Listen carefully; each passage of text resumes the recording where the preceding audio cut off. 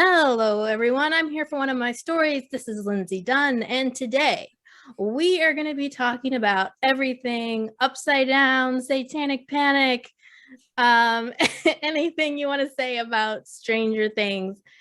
Hawkins, Indiana, it's all happening right now. Stranger Things season 4 was one of the most anticipated TV shows happening this year, and it finally came out, or at least part of it came out today.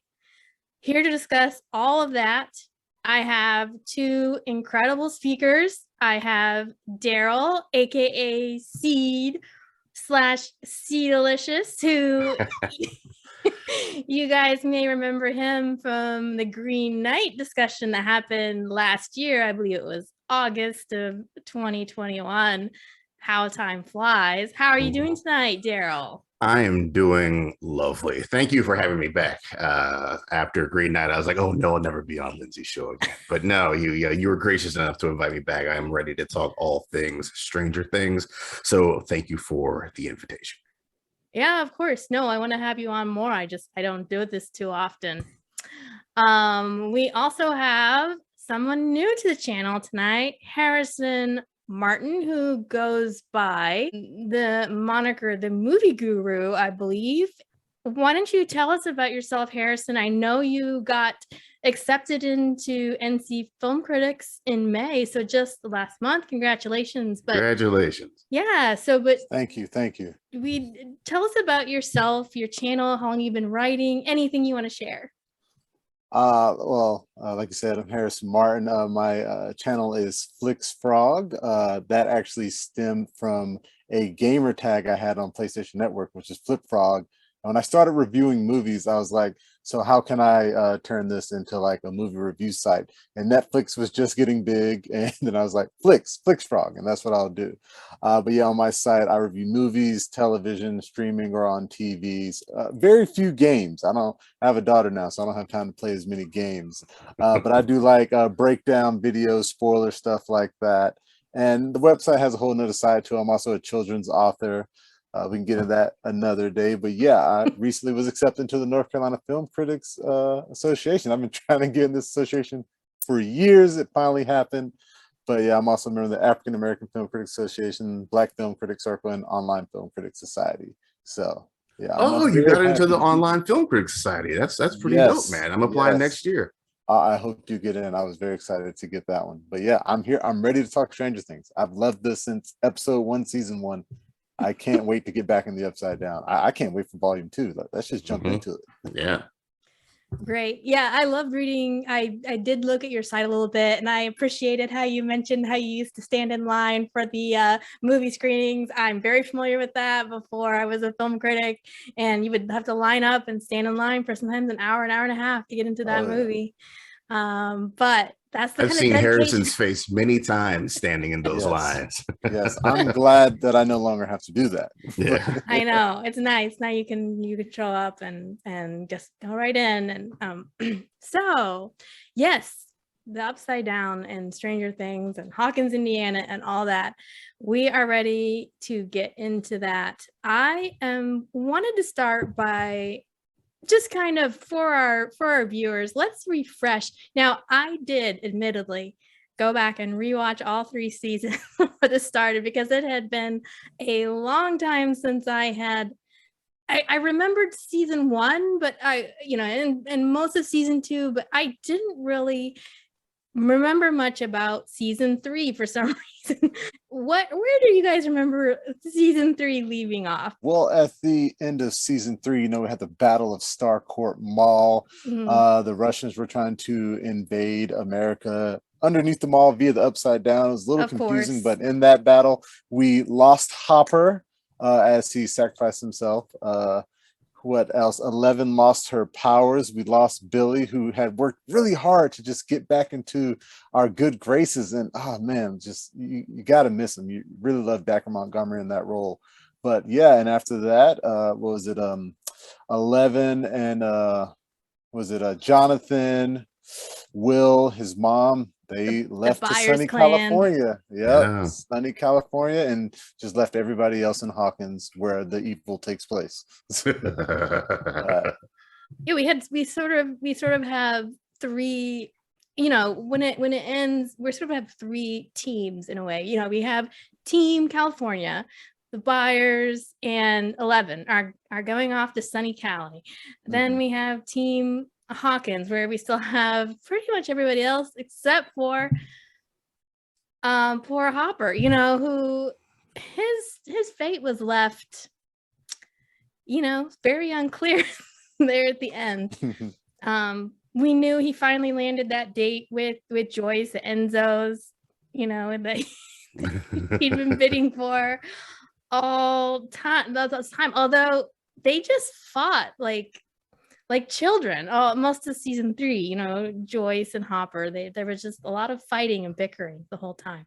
Yeah, they think they started with the real beginning of their meet cute, with her giving him advice on how to handle the budding relationship between Elle and Mike, and that was kind of a mirror for the budding of their relationship as well. But yeah, after the whole Enzo stand up, because Joyce has gotta go talk to the science teacher, that's where the bickering and the arguing really comes into play. And it's kind of like that 80s rom-com, like Romancing the Stone, Jewel of the Nile, bickering and arguing back and forth, where it's like, come on, just get it done and over with already. Like, we want to see it, we know they want it. Let's cut to the chase here. Yeah, I really like the thing about their relationship, the fact that they had history. They both grew up in Hawkins. They went to Hawkins High. They knew each other back then, and they both grew up and married different people, and both ended up back alone again. And just seeing them come back together through that shared pain of one. She had the divorce, and then of course Hopper lost his wife, and then she lost, was it Bob last season or 2 seasons ago? Season 2, Yeah, Bob Newby. so yeah, and then they're back together, and of course she's helping him with 11. So yeah, I really like their relationship and how it grew from season 1 to season 3, and then bam, he's gone again. She might be bad luck now that I think about it. Exactly. I mean, to be fair, he did give her some advice, but she gave him some advice, but he didn't really take it. He kind of went his own path on that. He like wrote out the speech, but in the end he decided to kind of do things his own way, and that sort of backfired on him. That definitely backfired on him, but that does set us up for that wonderful monologue that Hopper gets in his letter to Elle at the beginning of the season. That's kind of what closes the season out for the most part, is a beautifully written speech there. Yeah. So before you started watching, so try to rewind before you started season 4, where was your head in thinking, did you have any predictions? Did you have any hopes? Did you have any things? What were you really hoping to see in this season, whether or not it panned out? I know I was hoping to see, at the very least, I got what I wanted. I got Hopper reunited with Joyce, and it takes till the last episode to get there. But of all the things, I knew I just wanted to be along for the ride. But at the end of the ride, the only destination I needed was a Hopper Joyce reunion, and I was lucky to get a few seconds of that. Everything else was just icing on the cake for me. Wow, you asked for so little. Yeah, I did. It's like I said, it's the show that you just go for the ride. I had no prediction, no expectations, and I'm always happy to just kick back and go with the flow for this particular show. Other shows you get to theorize and whatnot. This one, I let it just take me where it wants to go. What about you, Harrison? Did you have any season 4 hopes or expectations? I did. For me, and I'm probably in the minority with this, but ever since season 2, I've been waiting for 11 to reunite with 8. I really enjoyed that episode where she went off and found another kid who had powers different than hers. Of course, 8 could create illusions. And then I was like, I cannot wait to see her come back and to see more of the kids, because I was always wondering what happened to the rest of those special kids. We found out what happened to the rest of the special kids. But yeah, unfortunately, I didn't get that this season. Even within those flashbacks, they took place after 8 had already left. So we get like that one image of her playing with 8 when she was really young, but we don't get to see her come back this season. It is split into 2 volumes. Maybe she will show back up, but I really want at least before this whole series ends to see her again, because I like that her powers are different. Like telekinesis is cool, but those illusions were pretty awesome. So Mhm. Yeah, it feels like there's a lot of negative reception to that particular episode, and it seems kind of like the Duffers have just kind of quietly swept that under the rug. And like, out of that, we've heard no mention whatsoever again. So I'll be interested to see if they do bring 8 back. But it seems for now that they just kind of quietly abandoned that whole storyline. yeah, they did, but they did mention like they had spoke to Netflix about some spin-offs that they didn't Mm. give too many details about, but I was like, oh, please let it be 8. Please let it be her, because she can't just be out here and not somehow come back. I need her back. I think, yeah, I think I'm with you there. I really thought she might show up, and like you said, maybe she still will in part 2, but especially when they brought her back to, because 11 is really put through the ringer in this season in many ways, and she really needs some help. And the help that she needs might be more than childhood friends can offer, or even the teen, or even Hopper in this case, because you got by the way, guys, we're gonna do spoilers, so I'm just gonna go ahead and say this. We've got Brenner, we've got and then the other side, I don't even remember those people's names. Were they were just evil forces, but there are people that want 11 to be, they want to be use her or stop her from using her powers. And so I thought maybe Callie or 8 might come in and help her out and save the day, because you got the feeling at the end of that season that Callie maybe had some things that she had to think about after, because it's like 11 left, and I think Callie had mixed feelings about that. Mm-hmm. And maybe it gave her a chance to reevaluate how she was living her life. So yeah, I'm with you. I think the couple things that thought I might see or hoping for, one of the things I'm always hoping for this show is togetherness. And it really bums me out a little bit that I know why they have to do it, but this show is always the most entertaining when that group is together. But they have to send so much of it apart. And even in this season, there was so much of that. And Hopper just all by himself in Russia. I mean, Hopper's also put through the ringer. Then we got California over there. Like, we want to see these people together interacting. And so I just was like, moving to California, that's not a good idea. You need to stay in Hawkins so you guys can be a family. Like, this is their chosen family. Some of them are related. The other thing, though, that's interesting is you have our bad guy, which we can talk about more later, but Vecna being like the main antagonist of this season. I really thought, for some reason, I thought that Vecna was going to be Billy. And I had a good reason for that, being that when Billy is killed in Starcourt Mall, or I guess we assume he's dead for real and not just like a Hopper who's not going to be dead. The way he's kind of left is he's hanging by these tentacles, very much similar to Vecna. And so that imagery had me thinking, well, maybe he was trapped in the upside down and he turns into Vecna. And so I thought Billy was going to be more than just the dead guy from season 3. I thought he was going to be an ongoing character, but in a new form. So I don't know. I was completely wrong. I was glad to see Billy go. Like, I love me a good villain, but for some reason that guy just really got under my skin, and I couldn't stand that dude. Was it the hair? You know what? It might have been the hair, just his overall dickish attitude. But yeah, when he got taken out, I was quite pleased, and I would have been, I think, a little bit upset had they brought him back. That would have robbed me of my joy. Yeah, I think I was like, I liked Billy. I didn't want Billy to die, but he gave a good hero sacrifice, so I was fine with that and him being gone. But back to your point on Vecna's identity, I was like, is Vecna Barb? Is it Barb? Are they finally like bringing back Barb? Is she still alive? Like, was she transformed into a monster? So of course that is not who it is. But I was like, what? Finally getting justice for Barb. That's cool. It's a weird way to do it, but yeah. Oh, I need to find the universe. I gotta hop into the multiverse where Barb ends up being Vecna, and I just want to live there for the rest of my life because that's better than what we got. Honestly, I would be so down for that. That would have been fun for sure. And it was nice. We got a little Barb in this season after all. But yeah, Billy, I don't know. He's nicer.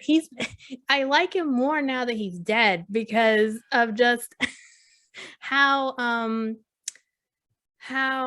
Max feels. It's like, yeah, I don't, it's kind of hard to understand sometimes why she's so mourning, but she feels responsible, I guess, for his death on some level, even though you're right, Darryl, he was a complete asshole. But yeah. The worst. I think some of that comes from, and I don't know if she was able to speak to 11 about it, but when 11 was in Billy's mind, she saw his childhood and like how he was a sweet kid and how he loved his mom. And his dad was like this military jerk. And when she like passed away and he was just with his dad, that's when he started to change into this just jerkish guy. So, and then of course his dad married Max's mom and he feels like his mom is being replaced. So I think they tried to redeem him somewhat in that little aspect that you see. He didn't always start out as this jerk. He was made into one. Right. You had that moment of empathy. Yeah. Which you have to understand your enemy to defeat them. So everything. Okay, Sun Tzu. Let's talk about these groups. Kind of start out with, go back to this idea of location. Let's start with a team Russia because, okay, now I know you said it was your favorite plot line, Darryl. You really wanted Hopper and Joyce to have that reunion, and I was happy about that too. But I will say, for season 4 so far, I feel like what's going on in Russia is the least interesting part of the show. But I do want to talk about it. So obviously we know Hopper is not dead. he gets taken to Russia, and it was, for me, what was frustrating about that is, Hopper's, he's cool. He's like probably be outside of the teens, the older teens. He is my very, very favorite character. I have a huge crush on that man. And it was upsetting though that, because you want that moment of triumph. So he had that. And then he gets immediately recaptured and sent back, and he's beat up again. He's just a human punching bag the entire season. So we have, Joyce and Murray go in to rescue him, but it was, I don't know, I just found it very frustrating that Hopper spent most of season 4 in Russia in the prison. So I don't know. What are your guys' thoughts about it? It's what I wanted to see the most, but it is not the best plot line, which is weird because it gives me, I agree with you that it is the least of the 3 interesting plot lines. So it's weird that I get what I want wrapped in a small package of shit that is that plot line, basically. But he's the big tough guy, right? You can give roles like that to big tough guys, and it kind of shows his determination, his resilience, his willing to push through the pain to do what it needs to take to survive. And then in doing so, it gives us a little bit more development for our boy Murray. He really comes to the forefront more this half season than he probably had all the other seasons. So that plot line gives him a little bit of time to develop and become a main character, which I would say he was supporting all throughout the other seasons. And it shows you just how willing Joyce is to go to the almost literal ends of the earth in order to get this man. So if anything is going to solidify their relationship, is this horrible traumatic event. And plus it introduces us to our gulag guy from Game of Thrones. So we get to see Russian Jock and Hagar in there doing his thing, and that's an actor I love seeing. But as far as ranking the plot lines, yeah, that's bottom of the list. And he does just kind of sit around a lot in the season. So I'm hoping for a more active Hopper, hopefully getting out of Russia back over to California or Hawkins or wherever they end up. But I'm hoping the back half is something a little bit more active for our guy. Mm-hmm. He does have a nice speech, but yeah, you're right. He's sitting around, but he does have in that, one of those last, he and the Russian guard. What's the guy's name? Yuri. I think it's Yuri. Yeah. Yuri. Yeah. Yeah. Oh, no, Yuri was the smuggler dude, wasn't he? Maybe that's true. I don't know. We should look that up. We should look that up. It was just Russian Jock and Hagar to me. It threw me off that Leslie, just called him Russian guard. I forgot to look up what the name was. So, what are your thoughts about the Russia plotline, Harrison? I like that Hopper is in Russia. Actually, I remember when they released that first trailer where they just show the people working in the snow on the railroad, and then you get to Hopper, he takes off his hat, and you're like, "Oh, our boy made it." I've just always been confused on how did he actually get to Russia? Like when they made the portal thing explode and he was down there, like did he go into the upside down and then he got to Russia? Or that part just always confused me. They showed the guards get in there and get to him right after that. I think the question is how he survived the explosion, because however he survived, then the Russians came in and got him after that. Well, plot armor is how he survived. but yeah, I like that he's in Russia. I like the camaraderie he has with the prison guard, because when that first started, I wasn't exactly too sure about like how that was going to work. Was he going to betray Hopper, or was he like really trying to help this guy out because he doesn't care about Russia? He wants to get out just as much. So yeah, that's become one of my favorite storylines. I do agree, like they don't show it that much. He's kind of on the back burner for the first volume. Just sporadically you check in on Hopper, see how he's doing, and we're focused mostly on sunny California and Hawkins. But yeah, I didn't mind it too much. Yeah. I don't know. I thought that it was, it was frustrating because like I said, I like that character, and I appreciate when someone overcomes adversity. And so for him to do that and then escape and have to like hurt his foot, my feet are sensitive, so that was painful. Yeah. And to have him get out, run and be triumphant, and then get just immediately recaptured and brought back and just get beat up. I'm like, how is he still standing up? How does he have all his teeth? It sucks to see a man for 3 seasons. Hopper's been a man of action. Things need to happen. He goes and gets it done. And it sucks seeing a man of action just sit in one place for a half a season. So it's stilted development for him, but yeah. Mm-hmm. And by the way, that security guard's name is Enzo. So Enzo. Well, that's not his real name. That's his code name. Dimitri good enough. Enzo. Good enough. Dimitri. Yes. Okay. All right. So let's move into California, where we have the Byers clan. We've got 11, and I don't know. This was another tough one. You have you get this sense. You wonder if anything's happened. I mean, 11's writing a letter, so it looks like time has passed, but you almost feel like nothing. The characters haven't developed very much. Even though they look older, they look older, but you're like, did any changes happen? Just people grew their hair, have some weird haircuts, but yeah, I think we got a little bit of change. I think out of the sunny California group, the most of the change comes with 11's struggle to fit in. Mm-hmm. You get that sense that she's not succeeding in the least at all whatsoever, and she's being picked on and made fun of, and this is a completely different role for her. She's she's fish out of water. Whereas Will's been picked on his whole life. This ain't nothing new to him. But for Elle, it's a circumstance she hasn't had to navigate before, and she's not doing well at navigating it. As far as the other ones, I have no idea what Jonathan's doing. I think the problem is Jonathan doesn't know what Jonathan's doing with his life. And that rockiness with Nancy is going to be interesting to see how that plays out as you talked about separation, that all the separation is kind of what's letting Steve get back into those Nancy good graces. Luckily for all of us Steve Harrington fans out there.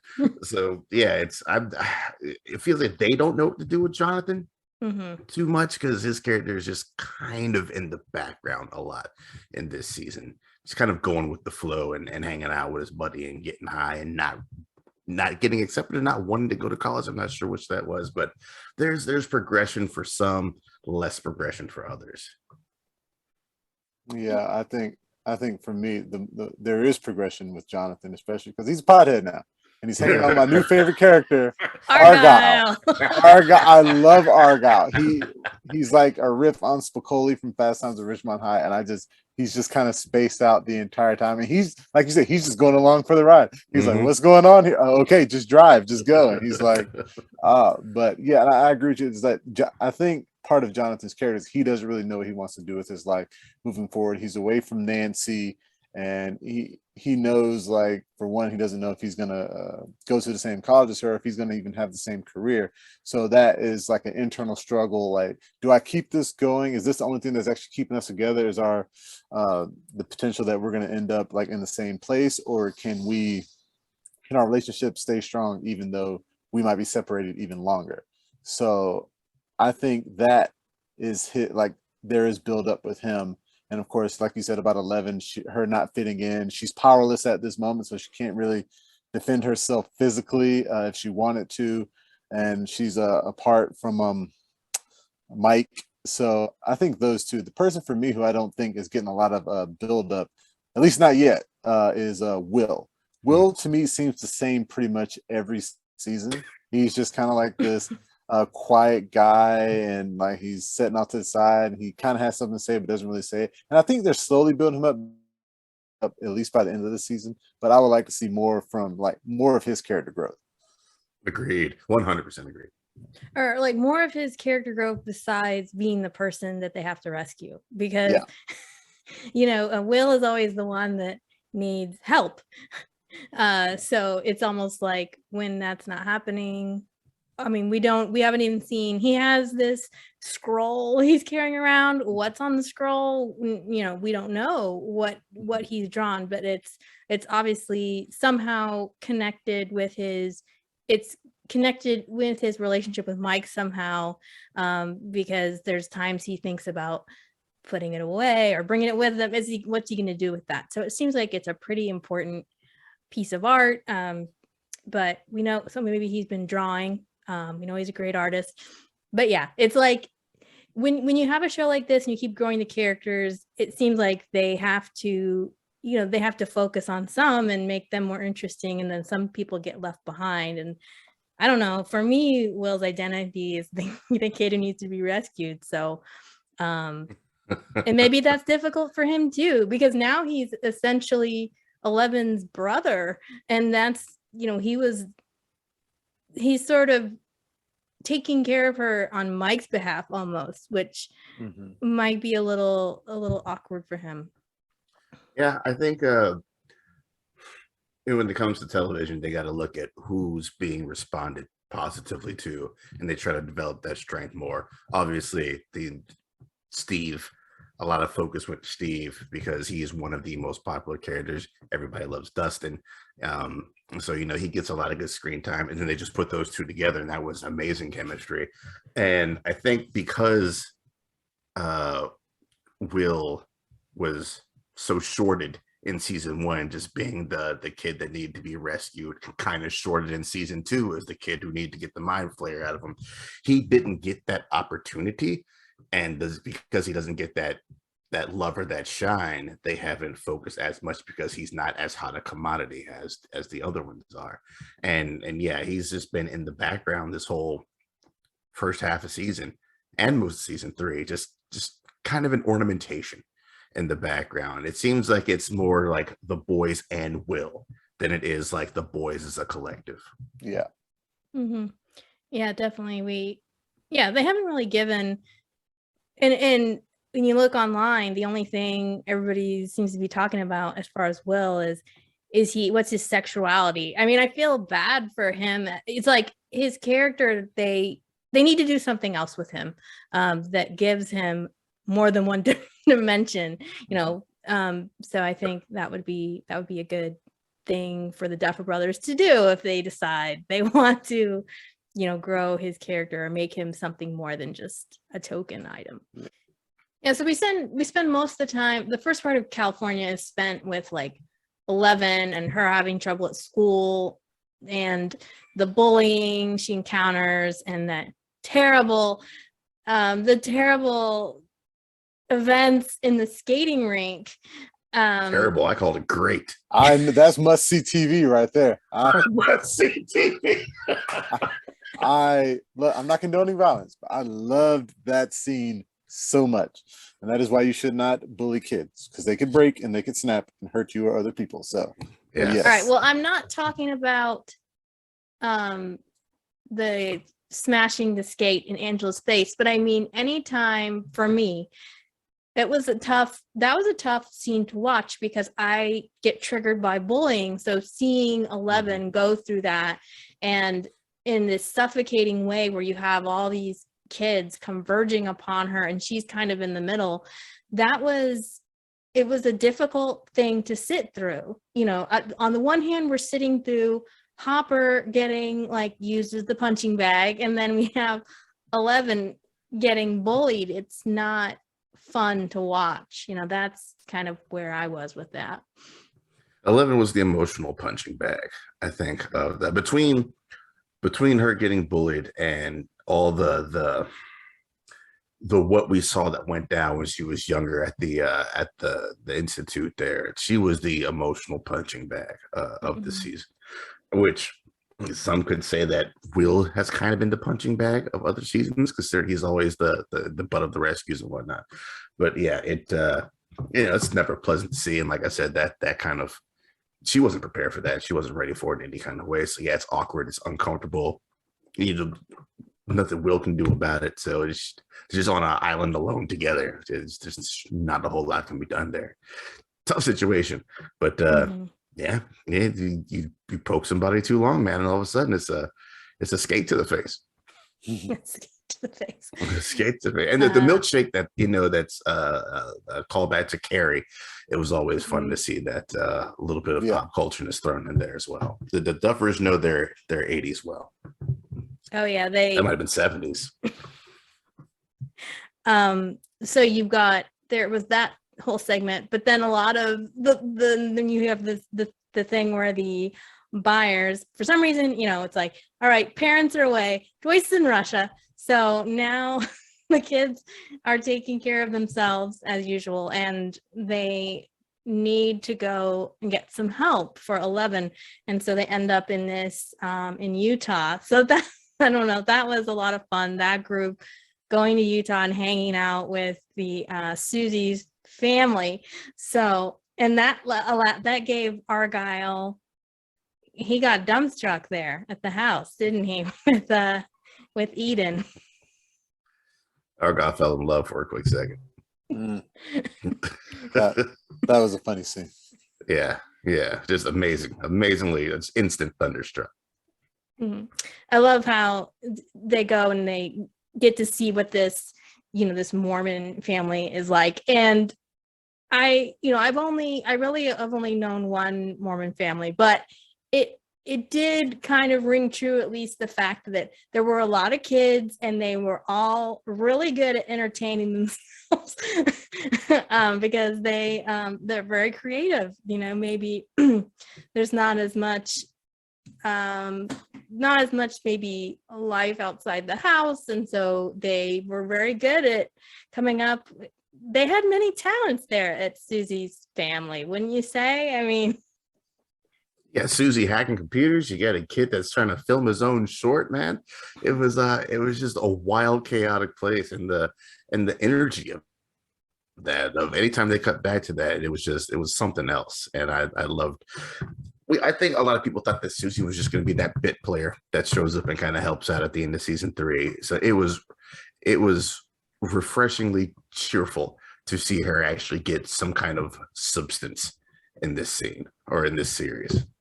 Yeah, I like. I personally, I think they're building Susie up for like a more substantial role in season 5. If her part from this season is well liked enough, they're probably going to find a way to bring her back to be with like the rest of the gang for most of the episodes.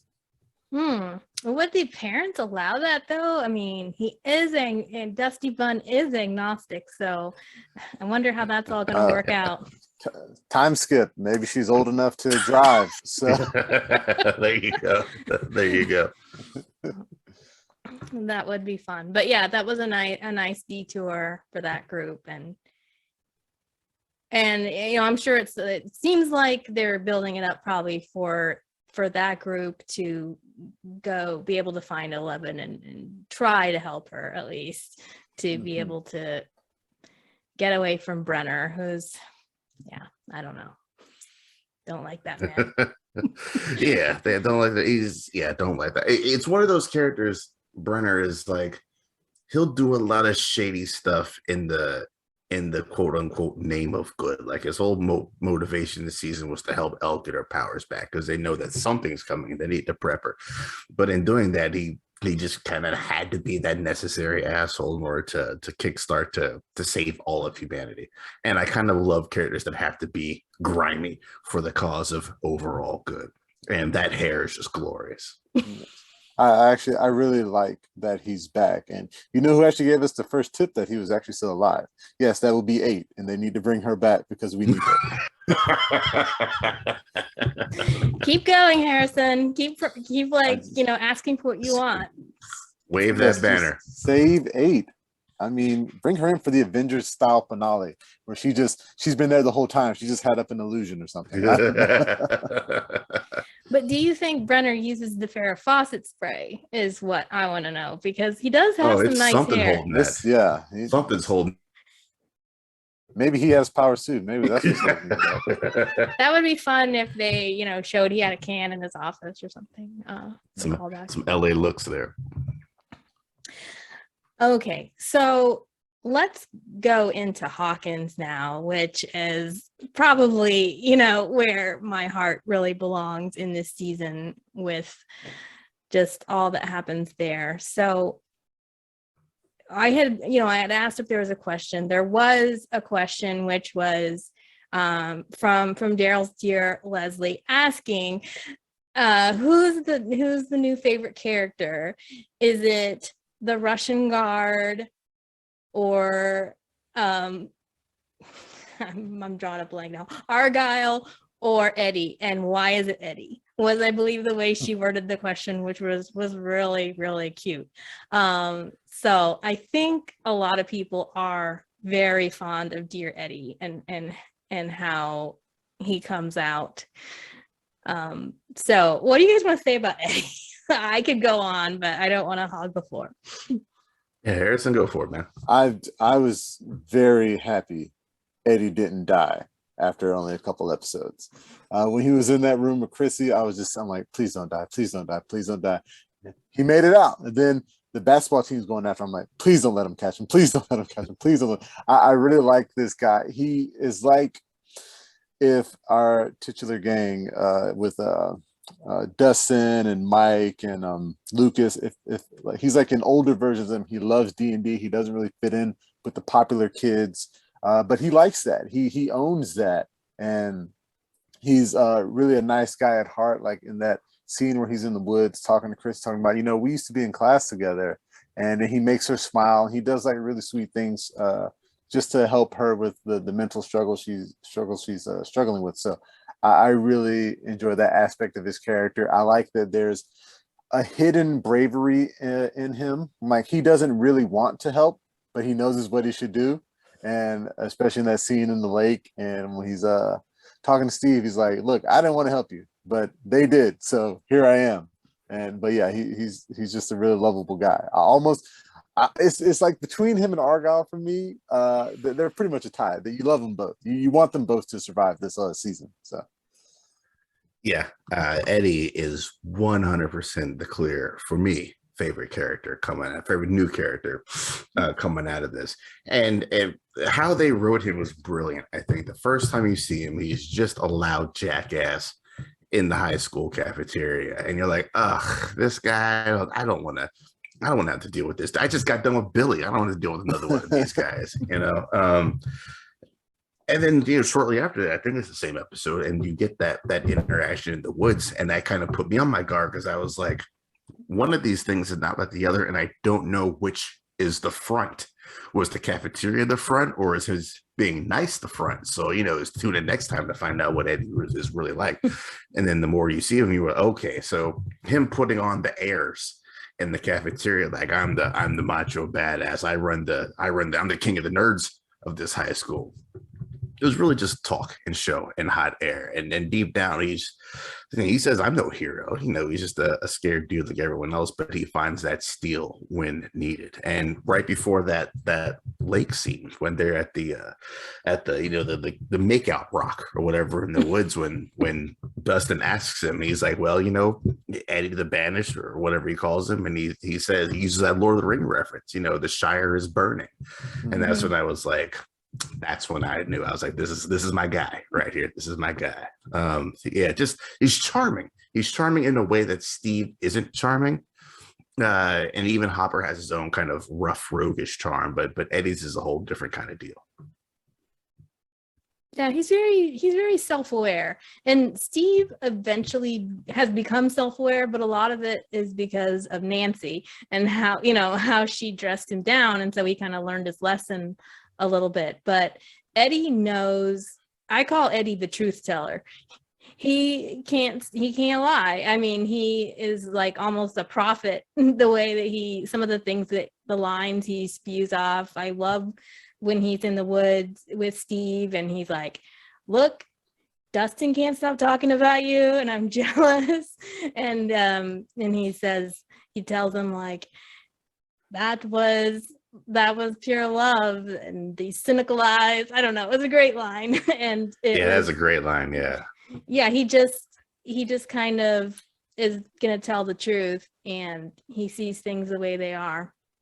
Kind of how those people on the outside sometimes do that. They can see things that other people miss because they're observers and they see things differently. But it was good that you mentioned, Harrison, one of the things you mentioned was that between Chrissy and Eddie, it's like one of these guys might have gotten killed and ended up being Chrissy instead of Eddie, where, you might think, oh, it's him because he's the demonic guy or something. And I love how Stranger Things, they've always kind of played with these tropes. When you had, in the first season, you had Barb, who was the one who didn't sleep with anybody, and Nancy's the one that had sex, and Barb's the one that got killed. So Duffer Brothers are like, we're doing things completely different in this show. And that was a neat twist. So I just love how they can continue to surprise you what they're going to put your way. And Eddie was just a total surprise from start to finish, I think. Also, I like the fact that they called their little group the Hellfire Club, as they continue to find these little ways to sneak X-Men references. X-Men, I love it. Yeah. Every season, there's one or two that you can sneak in there, and I love that they've continued with that. Yeah. I also like the Duffer Brothers. I feel like they were catching on to what we were catching on to as an audience. You got in season 1, Barb died. In season 2, it was Bob. And in season 3, it was Billy. Nobody's name starts with a B this season. So it was like anybody can go. We have no clue who's not going to make it out alive. Either everyone's safe or someone we don't see coming. Exactly. So, yeah, I think it's like, although they are the creators and directors, I feel like they're in tune with what the audience is going through. So they're like, well, let's switch it up a little bit. Let's see how they're going to gel with this. And I'm really enjoying it. Yeah. Mm-hmm. So you had mentioned you wanted to talk, we have vecna, and Harrison, you mentioned wanting to kind of talk about a particular theory or something? Do you want to do that now? It was We can Yeah. jump into that. So we're going into Vecna's identity, who he is. Yeah, sure. All right. So yeah, Vecna, it turns out, is one. He is the first kid that Dr. Brenner experimented on, and in a big fake out, he's the son of what's Freddy Krueger's name? I'm blanking. Vic Creel. Yes, Victor Creel, the actor. Robert Englund. Robert Englund. But yes, he's Victor Creel's son, and he's the one that was causing everything to go bad at the house, giving them the visions, killing all the animals. And I really like that origin story we get for him, and how when Nancy was talking to Victor at the insane asylum, he was talking about how he lost his wife and his daughter. Luckily, his son passed out, and he was able to get him to safety. But he was like this sweet kid. And so the theory is, and I think it's actually been going around a lot now, is that Will has powers, because there is some type of symmetry with what was going on with Will from season 1 up until now, and what was going on with 1. How he's the sweet kid, he's quiet, he's not really the same as everybody else, he keeps to himself. And I really like that more than the theories about Will's sexuality, that if it turns out the reason Will is different is because he has these innate abilities and he just hasn't really been able to express them yet. Because you have, why was he chosen by the Demogorgon in season 1 to be taken to the Upside Down? Why did the Mind Flayer attach to him? And we don't really know what Vecna's connection to the Mind Flayer is, if they're like the same person or not. But it could be that Vecna was always operating behind the scenes from season 1, and he noticed this kid is just like me, so that's why he sent the things after Will. So that's just a theory, maybe totally wrong, but yeah, those are my thoughts on that. So so if these powers manifest, do you think is he drawn to the bad guy side, or is he going to fight for the side of good with L? Well, I don't know. The Duffer Brothers, they could do a total 180. Like you said, he's always been in the background. He feels neglected.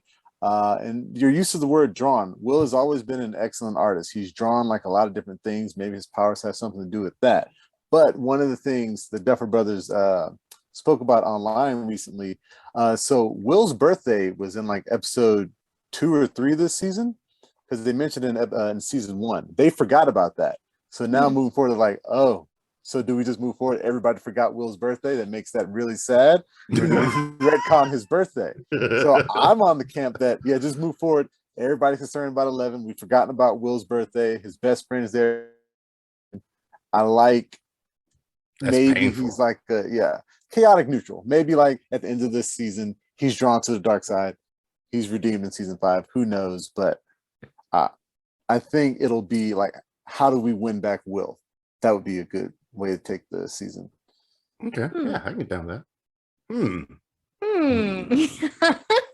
I don't know. I like the theory of Will having his powers, but I guess one thing I was going to ask you guys is that about related to Vecna is Vecna endgame? Because we had the Demogorgon, we had the Mind Flayer, we had Demodogs. And so each level you're kind of finding who's really pulling the ropes. So do you think that Vecna is like the ultimate baddie, or is there a level beyond Vecna? I don't think so, because name me one time, excuse me, with the exception of him keeping the Demodog as a pet, name me one time Dustin's been wrong. It almost never happens. And he theorized, they think in like episode 6 or 7 of season 4, that he thinks that Vecna is like the 5-star general for the bad guy. So we've been slowly leveling up each one of these seasons up a level, and season 5 is going to give us the reveal of our Emperor Palpatine, our biggest baddest. So we've been dealing with, like your low key, regular And it Imperial could officer be that we moved up to Darth Will. Vader. What if it's It could be Will? future Will, like a It could Days be, of Future man, Past listen, situation. give me a Days of Future Past situation, and I'm all for that. I'm all for it. Give me Future Will as the bad guy. That's my new theory. Calling it. I like it. So back to we got to Vecna and we kind of talked about him. He is terrifying. But with the Hawkins thing, I know I'm kind of skipping around, but I wanted to make sure we talked about Vecna before we kind of talk more about Hawkins and the fact that we love Eddie. So we've gotten past that because we have all of our regular characters here at Hawkins. We've got Lucas, Dustin, Priya, Nancy, Steve, Max. We have Robin. So we have all these characters. Who are the standout performances for you, the characters you really like, what they did with that person? Robin, man, I will always go to bat for Robin. She's one of my favorite characters on the show. Maya Hawke is doing amazing things on this show with Robin. And yeah, I think that's my biggest crush is Steve Harrington, but Robin is just Robin and Max. I think Max was the standout character of, love the new people, whatever, but Max was the solid hold down of this entire season, I think, or this entire half the season. So that's, if I had to pick one that I would ride out with, I think everything that Sadie Sink was doing was the MVP gold medal so far for the season. Yeah, I'm gonna go with Steve Harrington. His character arc from 1 to 4 has just been phenomenal. I just find him like as a true hero. Like he went from being the jerk who learned his lesson. Now he's a nice guy. He's the babysitter, the big brother. He's all these things. And for me, what was it? Episode 6, that ending with him in the upside down, that should have been the volume 1 finale right there. It should have just cut off right there, and then we would have had to wait till July to find out what happened with him. But yeah, I think he's just become a really selfless guy, and he's had the most character growth for me, like of this whole series. So like, he's the GOAT this season so far. Can't argue with that, man. Can't argue with that at all. Yeah. What about you, Lindsay? Who's your standout? I mean, the whole the quartet of Nancy, Robin, Steve, and Eddie together is for me the highlight of this series. I love that Nancy and Robin are becoming friends. I love the interaction that they have, the 4 of them together having, like, I mean, there was lots of panting, sweaty men, but it just still was, it was nice having, you've got Eddie and Robin, and just the fact that they're all, in a way, they're all kind of like, it's that Breakfast Club thing, right? They're all from different parts of the school. They're coming together, finding common purpose and working together to accomplish this goal. And the scene where the bike riding is happening in the real world and the upside down, I had to rewind that part like over and over again because I loved watching that beautiful cinematography of the kids are on their way, but also the teens are on their way, and we're gonna be there at the same time. And and they brought time travel in all of a sudden to the upside down. That was just that whole last episode. And because I don't know, I'm a sucker for that. I've always loved plot lines like The Faculty, that movie where it's like you had the jock and the druggie, all the people, and they work together. And so just that the 4 of them together is one unit that has 4 heads, and I can't lose any of them, frankly. Yeah, I kind of see. I think you were talking about Eddie as being like a truth sayer. I think Robin is kind of the same way. She also seems incredibly self-aware of who she is and what she's about. And, she has that extra added element of having to harbor this horrible secret that she can't tell anybody, that Steve is also doing his part to keep that secret as well, while trying to, give the worst Steve advice that he possibly can. But yeah, I like to see that they kind of introduced one half of that coin with Maya last season with Robin, and then they introduced the other half of that coin with Eddie in this season, because I do think that they're kind of pieces of a pod in their awareness and the outside coming into all this. Mhm. I Yeah. agree. I think I like those four. It's like an adult, not adult, but like a grown-up version of Lucas and them. I like them working together, and how Robin's coming in like, yeah, I joined last year. It was like a fleshy monster with me before they had a smoke monster, and now this is what you're getting. So yeah, I really like how they're coming together and bringing them in. And of course, Nancy's like, yeah, I got guns. We should go to my house. I got guns. I can protect us. And that's a big development for her from where she was in the first season, just hanging on. Now I'm forgetting his name, my favorite character. But Steve, or yes, hanging on Steve's arm and Yeah. falling with Steve. And yeah, now she's like her own woman. So I really like that. Yeah, she's an example of a character with the gift of gab. So she says a lot, and I love how she used that to her advantage to get in to see Victor Creel. You know, it was because Nancy's like, it's the whole thing, like, just let me do the talking, all right? And you, but everybody's got a strength, and you know they can use it. And for Robin, it's the way she runs her mouth gets her sometimes into trouble and out of trouble simultaneously, which is impressive. One of the questions I have is the thing that's kind of left is we have this deal with the song, you know, and the magic song that helps Max to escape Vecna. So we've got, at the end of part 1, we've got Nancy in the Upside Down. So people are all speculating about what her song is going to be. So I'm wondering if you guys have any theories about that. The song thing worked with Max. I don't know if it's going to work with Nancy. I think it might be something else. I don't know if the Duffers want to go back to that bag to pull a song out to get Nancy back. I think it's going to need to be something else. It's just what that something else is. I'm not talented enough to figure out. Well, I actually think it will be a song. And as an eagle-eyed fan, in the Stranger Things 4 trailer, we saw Eddie Munson on the top of his trailer in the Upside Down riffing on his guitar. So I think he's going to be our big hero. This is his big moment because he's already gone back to the real world. He's going to jump back down there, get his guitar, and he's going to free Nancy with rock and roll. I don't know what the song will be, but it's got to be something that was big in the 80s. So I had the tiger. Is that it? I am the tiger. It is now. I want to tell you guys my theory about the song thing, because I'm actually building up off of what Harrison said. I also noticed that there's guitar playing in the trailer. So I'm thinking Eddie is going to be playing the song, but I think Steve is going to be singing the song.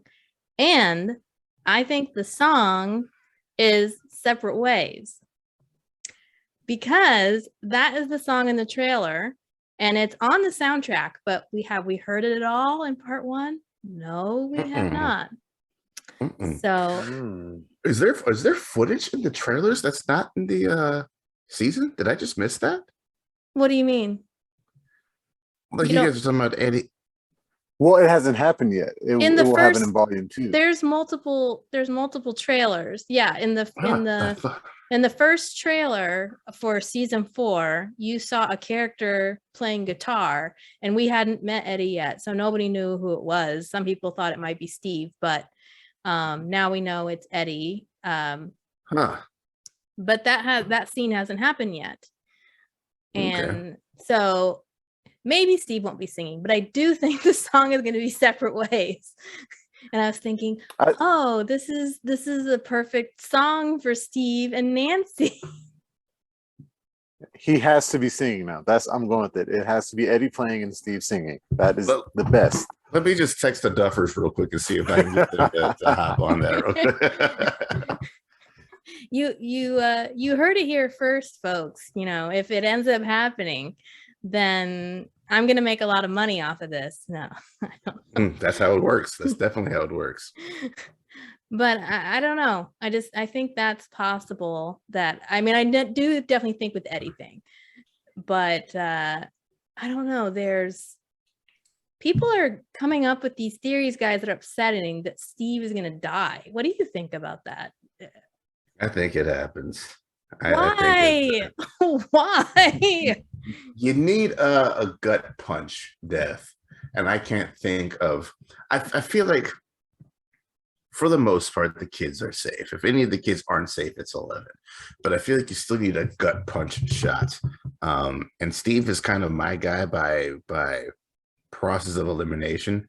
Like, we'll get the Joyce Hopper combination, so they can kind of live happily ever after. Who knows what happens with Jonathan? But yeah, I think by process of elimination, Steve is kind of the one that's left to sacrifice for Nancy, maybe. That's kind of where my head is at with that. I don't know. I can't have Steve die. I feel like nobody dies this season. That's important. Of course, we had all those teenagers from Hawkins die, but I don't think any of the main group will die. I think if Steve was going to die, it would have been at the end of episode 6, going into episode 7. But yeah, I think everybody makes it out alive, except for maybe Dimitri. We don't know about him. All we know is he has a son who, doesn't think too highly of him. He just wants to get money to get him out of Russia. So maybe he goes and they still get the money and get his family out. They're there. He can go, but nobody else. They're all safe. Yeah, Dimitri might be one of the most expendable people we've got right now.